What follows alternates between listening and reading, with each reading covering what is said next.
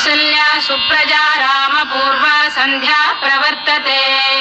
उत्तिष्ठ नरशार्दूल कर्तव्यं दैवमाह्निकम् कौसल्या सुप्रजा रामपूर्वा सन्ध्या प्रवर्तते उत्तिष्ठ नरशार्दूल कर्तव्यं दोस्तों, ये वीडियो श्री रंगनाथ रंगजी मंदिर वृंदावन का है। इस मंदिर का निर्माण वर्ष 1845 से 1851 में हुआ था। इसे चेन्नई के सेठ गोविंदास और राधा कृष्ण ने बनवाया था। ये मंदिर दक्षिण भारतीय और उत्तर भारतीय वास्तुकला का एक अद्भुत मेल है। इसके निर्माण के लिए दक्षिण भारत के श्रीरंगम से विशेष कारीगरों और श्रमिकों को बुलाया गया था। ये मंदिर भगवान श्री विष्णु जी और माता गोदा अंडाल को समर्पित है। 8वीं सदी की दक्षिण भारतीय संत अंडाल गोदा के भगवान श्री कृष्ण के प्रति प्रेम और उनकी वृंदावन में बसने की इच्छा पर आधारित है। ये पारंपरिक दक्षिण भारतीय द्रविड़ शैली में बना उत्तर भारत का विशाल मंदिर है। मंदिर के सामने 50 फीट ऊंचा सोने तांबे का प्रसिद्ध ध्वज स्तंभ है। मंदिर में विशाल गोपुरम यानी प्रवेश द्वार और 5 आयताकार बाउंड्री बनी हुई है। आपकी वृंदावन की यात्रा में इस मंदिर में दर्शन जरूर करने जाइए। जय श्री रंगनाथ भगवान की जय।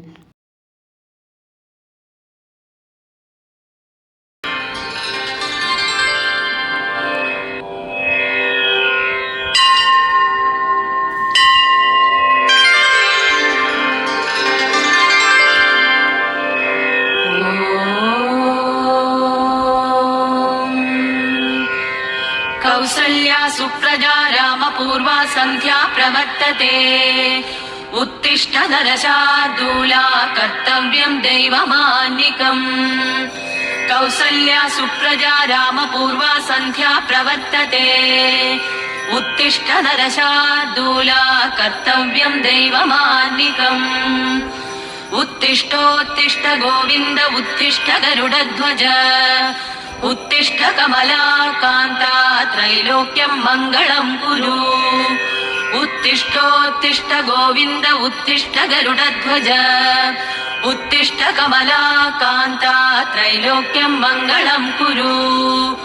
मादः समस्त जगदां मधुकैटभारे वक्षो विहारिणि मनोहर दिव्यमूर्ते श्रीस्वामी निःसृत जनप्रिय दानशीले श्री वेंकटेश दयिते तव सुप्रभातम् मादः समस्त जगतां मधुकैटभारे वक्षो विहारिणि मनोहर दिव्यमूर्ते श्री स्वामी निःसृत जनप्रिय दानशीले श्री वेंकटेश दयिते तव सुप्रभातम् तव सुप्रभातमरविन्दलोचने भवतु प्रसन्नमुखचन्द्रमण्डले विधिशङ्करेन्द्रवनिताभिरर्चिते वृषशैलनाथ जयिते दयानिधे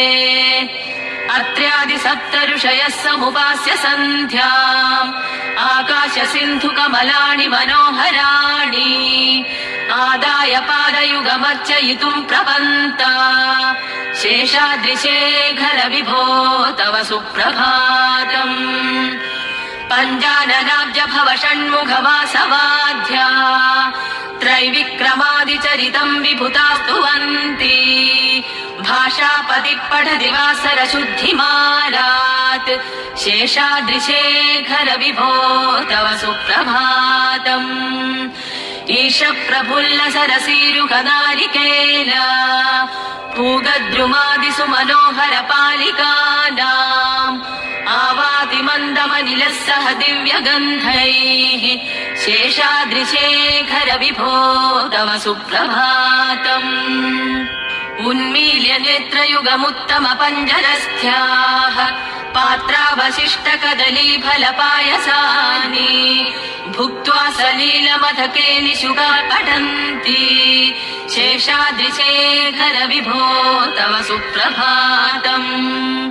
तन्त्री प्रकर्ष मधुरस्वनया विवन्त्या गायत्यनन्दचरितं तव नारदोष्टी भाषा समग्रमसकृत्करचाररम्यम् शेषाद्रिशेखर विभो तव सुप्रभातम् भृङ्गावळी च मकरन्दरसानुविन्द जङ्गारगीत निनदै सह सेवनाय निर्यात्युपान्त सरसी कमलोदरेभ्यः शेषाद्रिशेखर विभो तव सुप्रभातम् येषा गणेन वरदद्धि विमध्यमाने घोषालयेषु दधिमन्तन तीव्रघोषाः रोषात् कलिं विदधते ककुभश्च कुम्भा शेषाद्रिशेखर विभो तव सुप्रभातम् पद्मेशमित्रशतपत्रगदालिवर्गाः हर्तुं श्रियं कुवलयस्य निजाङ्गलक्ष्म्या भेरीनिनादमिव विप्रदितीव्रनादम् शेषाद्रिशेखर विभो तव सुप्रभातम् श्रीमन्नभीष्टवरदाखिल लोकवै श्रीनिवास जगदेकदयैक सिन्धो श्रीदेवतागृहभुजान्तर दिव्यमूर्ते श्रीवेङ्कटाचलपते तव सुप्रभातम् श्रीस्वामि पुष्करिणिकाप्लव निर्मलाङ्गा श्रेयोर्थिनो हर विरिञ्च सनन्तनाद्याः द्वारे वसन्ति वरवेत्र हतोत्तमाङ्गाः श्रीवेङ्कटाचलपते तव सुप्रभातम् श्रीशेषशैलगरुडाचल वेङ्कटाद्रिनारायणाद्रिऋषभाद्रिविषाद्रिमुख्याम् आख्यां त्वदीयवसतेरनिशं वदन्ति श्रीवेङ्कटाचलपते तव सुप्रभातम् सेवापरा शिव सुरेश कृशानुधर्म रक्षोऽम्बुनाथ भवमानधनाधिनाथाः बद्धाञ्जलिप्रविलसन्निज शीर्षदेशाः श्रीवेङ्कटाचलपते तव सुप्रभातम् धाटीषु देवि हरराज मृगाधिराज नागाधिराज गजराज हयाधिराजाः स्वस्वाधिकारमहिमाधिगमर्थयन्ते श्रीवेङ्कटाचलपते तव सुप्रभातम् सूर्येन्दुभौमबुधवाक्पति काव्यसौरी स्वर्भानुकेतु दिविषत्परिषत्प्रधानाः त्वद्दासदासचरमावति दासदासाः श्रीवेङ्कटाचलपते तव सुप्रभातम् त्वत्पादधूलिपरितस्फुरितोत्तमाङ्गाः स्वर्गापवर्गनिरपेक्ष निजान्तरङ्गाः कल्पागमाकलनयाकुलतां लभन्ते श्रीवेङ्कटाचलपते तव सुप्रभातम् त्वद्गोपुराग्रशिखराणि निरीक्षमाणाः स्वर्गापवर्गपदवीं परमां श्रयन्ताः मर्त्या मनुष्यभुवने मतिमाश्रयन्ते श्रीवेङ्कटाचलपते तव सुप्रभातम् श्रीभूविनायक दयादिगुणामृदाब्धे देवादिदेव जगतेक शरण्यमूर्ते श्रीमन्ननन्द गरुडादिभिरर्चिताङ्ग्रे श्रीवेङ्कटाचलपते तव सुप्रभातम् श्रीपद्मनाभ पुरुषोत्तम वासुदेव वैकुण्ठ माधव जनार्दन चक्रपाणे श्रीवत्स चिह्न चरणागत पारिजाता श्रीवेङ्कटाचलपते तव सुप्रभातम् कन्दर्पदर्पहर सुन्दर दिव्यमूर्ते कान्ताकुजाम्बुरुह कुट्मललोल दृष्टे कल्याण निर्मल गुणाकर दिव्यकीर्ते श्रीवेङ्कटाचलपते तव सुप्रभातम्